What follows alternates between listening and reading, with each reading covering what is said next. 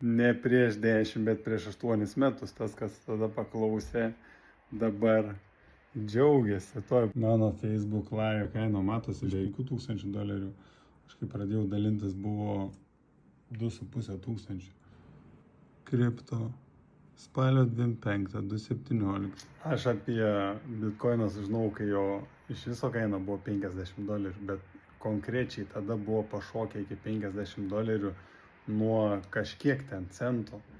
Ir galvom, jau čia per vėlų, gerai neįsigilinom. Ką aš noriu pasakyti, niekada nėra per vėlų. Viskas vis tiek tik tai auga. Jeigu ne vienos monetos, tai kitos.